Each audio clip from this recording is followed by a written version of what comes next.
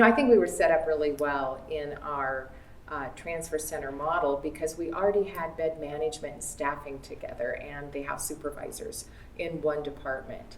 And as Caroline explained earlier, we started this journey with bed management and direct admissions really with the intent to decrease ED divert. And then with this new relationship, as we became part of PeaceHealth system, the transfer center focus became much more important.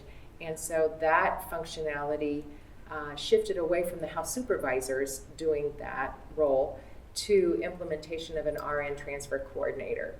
And now that we're further down the road, we can see the benefit of having that RN transfer coordinator also be the person who is placing the patient, because they can then create their own capacity by placing the patient, and then can get to yes faster with fewer calls. And we can just really see the benefit of integrating the role of the RN transfer coordinator, also be the bed placement person.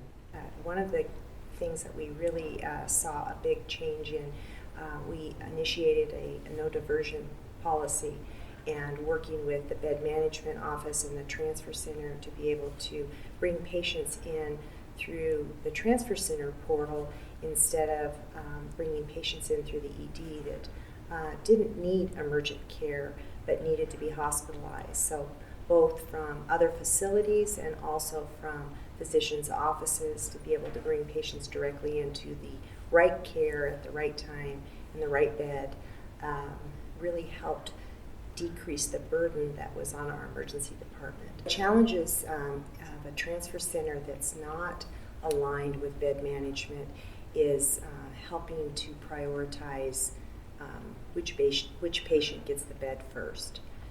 Is it the patient that is within the hospital, or is it the patient that's in the emergency department, or is it the patient that is outside of the facility needing to transfer in?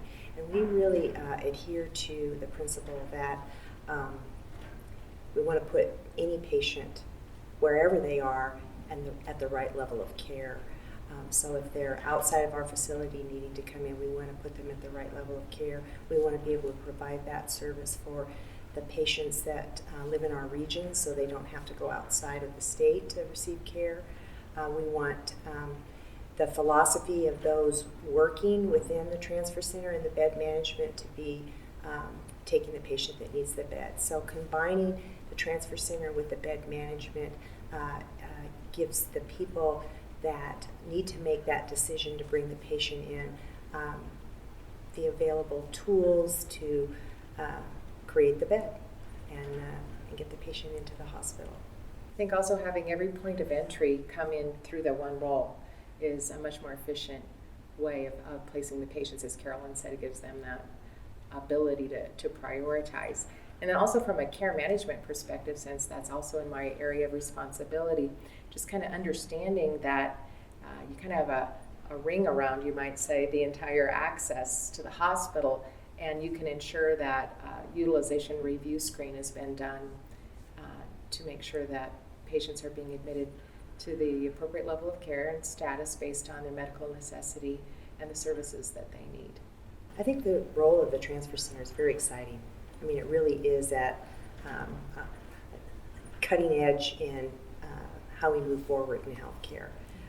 Being able to be involved in the care management piece, the transport piece, and hearing here at the Patient Flow Summit how some facilities are looking at the home care outside of the transfer center. And something I didn't anticipate that it would evolve to not just access, but really looking at the continuum and how we might be able to use the transfer center to become an access center even for post-acute.